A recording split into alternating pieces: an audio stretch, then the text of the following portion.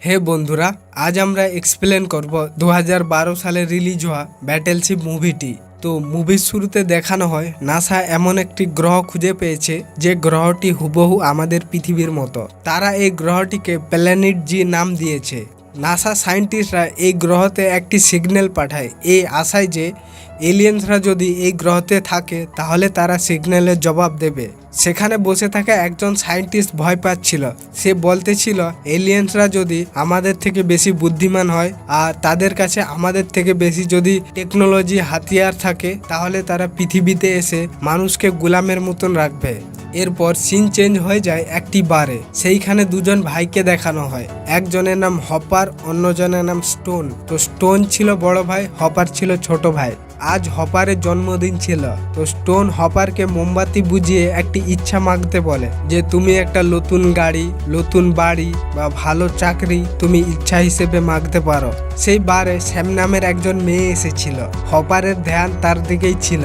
হপারের জন্মদিনের ইচ্ছা ছিল সে এই মেয়েটিকে পটাবে। তো হপার স্যামের কাছে গিয়ে বলে আমি কি তোমার কিছু সাহায্য করতে পারি।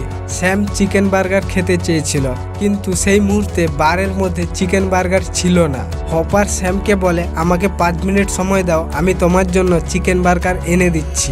সে পাশের একটি শপে যায়। তার যাবার আগ মুহূর্তে শপের মালিক শপ বন্ধ করে চলে যায়। সে কি করলো, শপের পেছনে গিয়ে ছাদে উঠে ছাদ ভেঙে ভিতরে ঢুকে পড়ে। এসব কিছু সিসিটিভি ক্যামেরায় রেকর্ড হচ্ছিল। সে সেখানে চিকেন বার্গার তো পায় না, চিকেন রোল পায়। সে চিকেন রোল নিয়ে ক্যাশ কাউন্টারের কাছে টাকা দিয়ে চলে যেতে থাকে। সেই মুহূর্তে সেখানে পুলিশ চলে আসে তাকে ধরার জন্য। পুলিশ তার উপরে ইলেকট্রিক গান শুট করে। হপার কাঁপতে কাঁপতে স্যামকে চিকেন রোল দিয়েই দেয়। কাল রাতে যা কিছু হয়েছিল, স্টোন হপারকে বকাবকি করে, কারণ সে যে মেয়েটিকে ইমপ্রেস করতে চেয়েছিল সে ছিল ইউএস নেভি সিলের একজন বড় অফিসারের মেয়ে, আর স্টোন ইউএস নেভিতে একজন অফিসার ছিল। হপার ছিল 1 নম্বরের অলস ব্যক্তি। সে তার বড় ভাইয়ের কোনো কথা মানত নি। তার বড় ভাই যদি তাকে কোনো কাজের কথা বলতো তাহলে সে রেগে যেত। স্টোন হপারের উপরে রেগে তাকে তার সঙ্গে ইউএস নেভিতে ভর্তি করে দেয়। ইউএস নেভিতে যত নতুন সোলজাররা ভর্তি হয়েছিল তাদেরকে ট্রেনিং দেওয়া হচ্ছিল। হপার সেইখানেও গিয়েও নিজের মনমানি করত। সে কারোর কথা মানত না। তার যেটা ভালো লাগতো সে সেটাই বলতো। আর সে তার থেকে বড় অফিসারের সঙ্গেও যুদ্ধ লেগে যেত। উপর থেকে খবর আসে ট্রেনিং শেষ হয়ে যাবার পর হপারকে ইউএস নেভি থেকে বের করে দেওয়া হবে। এরপর এমন একটি জায়গা দেখানো হয় যেইখানে ওইসব সোলজাররা আছে যাদের যুদ্ধের কারণে হাত পা কেটে বাদ দেওয়া হয়েছে। স্যাম সেইখানে ফিজিওথেরাপির কাজ করত। স্যাম রিক নামের একজন অফিসারকে নিয়ে পাহাড়ে হাঁটতে যায়। এই আর্মি অফিসারটির যুদ্ধের কারণে 2টি পা কেটে বাদ দেওয়া হয়েছে। তার জায়গায় 2টি নকল রোবোটিক পা লাগানো হয়েছে। এরপর সিন চেঞ্জ হয়ে যায় নাসার হেড অফিসে। নাসা যে প্ল্যানেট জিতে সিগন্যাল পাঠিয়েছিল, এই সিগন্যালটি পেয়ে এলিয়েন্সদের 5টি স্পেসশিপ পৃথিবীর দিকে আসতে থাকে। তাদের একটি স্পেসশিপ স্যাটেলাইটে ধাক্কা লেগে ধ্বংস হয়ে যায়। সেই ধ্বংস হয়ে যাওয়া স্পেসশিপটি চায়নার হংকং শহরে গিয়ে পড়ে, আর বাকি স্পেসশিপগুলো প্রশান্ত মহাসাগরে গিয়ে পড়ে। এই খবরটি পুরো দেশ বিদেশের খবরে ছড়িয়ে পড়ে। নেভি সিলের 3টি জাহাজ পাঠায় দেখার জন্য আসলে এইগুলো কি। তারা জানতো না যে এইগুলো এলিয়েন স্পেসশিপ। তাদের মধ্যে কেউ কেউ বলতে লাগে যে এইটা স্যাটেলাইট ভেঙে পড়ছে, আর কেউ বলে জাহাজের কোনো কন্টেনার জাহাজ থেকে পড়ে গেছে। তো হপার এলিয়েন স্পেসশিপের মধ্যে ওঠে চেক করেছিল। সেই মুহূর্তে এলিয়েনদের একটি শিপ সেই এরিয়াতে একটি শিল্ড বানিয়ে নেয়। এই শিল্ডটা এতটাই মজবুত ছিল যে এর ভেতর থেকে বাইরে বা বাইরে থেকে ভেতরে কোনো জাহাজ প্রবেশ করতে পারতো না। আর ভেতরে যে 3টা জাহাজ ছিল সেই জাহাজের সব ইলেকট্রনিক ডিভাইস কাজ করা বন্ধ করে দেয়। বাইরে থেকে তাদের সঙ্গে সম্পর্ক করার চেষ্টা করেছিল, কিন্তু এই শিল্ডের কারণে তাদের সিগন্যাল জ্যাম হয়ে থাকে।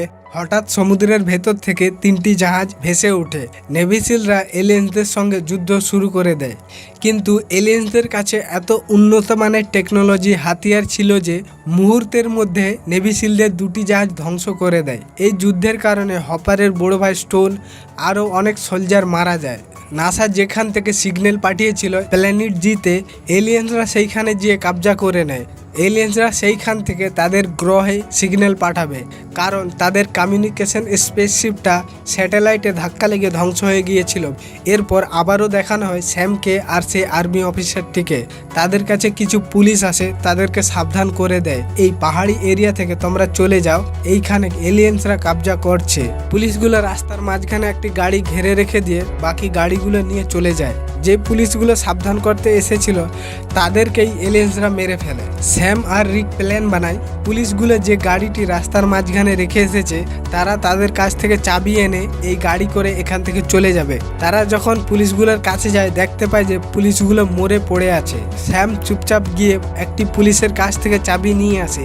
সেই মুহূর্তে সেখানে একটি এলিয়েন্স চলে আসে। স্যাম গাড়ির পেছনে লুকিয়ে যায়। এলিয়েন্সটা সেইখানে কাউকে দেখতে না পেয়ে সেখান থেকে চলে যায়। আবার সিন চেঞ্জ হয়ে যায় হপারের কাছে। হপার এক জায়গায় হতাশ হয়ে বসেছিল, কারণ যুদ্ধের কারণে তার বড় ভাই অনেকগুলো সোলজার মারা গিয়েছে। সেইখানে একজন অফিসার আসে, তাকে বলে আমরা একটি এলিয়েন্স ধরেছি। তারা সেই এলিয়েন্সটার হেলমেট খুলে ভালোভাবে চেক করছিল। হঠাৎ সেইখানে একটি হামলা হয়। অনেকগুলো এলিয়েন্স এসে তাদের সঙ্গী এলিয়েন্সটিকে নিয়ে চলে যায়, আর তাদের মধ্যে একজন এলিয়েন্স সেই জাহাজের মধ্যে রয়ে যায়, নেভি সিলগুলোকে মারতে থাকে। হপার প্ল্যান বানায় সে এই এলিয়েন্সটিকে কোনোভাবেই মারবে।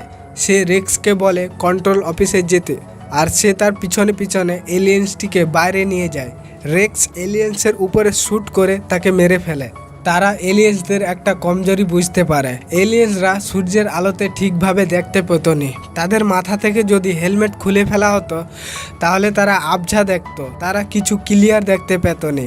রাতের অন্ধকারে ক্যাপ্টেন নাগাটা এবং ক্যাপ্টেন হপার মিলে এলিয়েন্সদের দুটি জাহাজে মিসাইল মেরে ধ্বংস করে দেয়। এলিয়েন্সদের আরও একটি জাহাজ আসে তাদের দিকে। ক্যাপ্টেন হপার সবাইকে প্ল্যান বলে যে তারা এই জাহাজটিকে সূর্যের আলোতে নিয়ে গিয়ে মারবে। ঠিক তারা তাদের প্ল্যান অনুযায়ী এলিয়েন্সদের জাহাজটিকে সূর্যের আলোতে নিয়ে যায়। ক্যাপ্টেন হপার এবং ক্যাপ্টেন নাগাটা মিলে এলিয়েন্সদের জাহাজের উপরে স্নাইপারের গুলি করে কাঁচ ভেঙে দেয়। আর সূর্যের আলোর কারণে এলিয়েন্সরা কিছুই দেখতে পায় না। এরা সুযোগ বুঝে ফুল জোরে সব মিসাইল এলিয়েন্সদের জাহাজে ছেড়ে দেয়, যার কারণে এলিয়েন্সদের শেষ জাহাজটাও ধ্বংস হয়ে যায়। কিন্তু এলিয়েন্সদের কাছে এত উন্নত মানের টেকনোলজি ছিল যে নেভি সিলদের শেষ জাহাজটাকেও এলিয়েন্সরা ধ্বংস করে দেয়। নেভি সিলরা এলিয়েন্সদের 3টি জাহাজ ধ্বংস করে দিয়েছে, আর এলিয়েন্সরা নেভি সিলদেরও 3টি জাহাজ ধ্বংস করে দিয়েছে। কিন্তু এলিয়েন্সদের এখনো একটি জাহাজ আছে, যে জাহাজটি শিল্ড বানিয়ে রেখেছে। শিল্ডের কারণে নেভি সিলরা বাইরের থেকে কোনো সাহায্য পাচ্ছে না। কিন্তু সেই শিল্ডের মধ্যে আইল্যান্ডের পাশে একটি জাহাজ ছিল। এই জাহাজটি 70 বছর পুরনো জাহাজ, আর এই জাহাজটিকে মানুষের জন্য মিউজিয়াম হিসেবে রাখা হয়েছিল। তারা সেই 70 বছর পুরনো জাহাজটি নিয়ে চলে যায় এলিয়েন্সদের সঙ্গে লড়তে।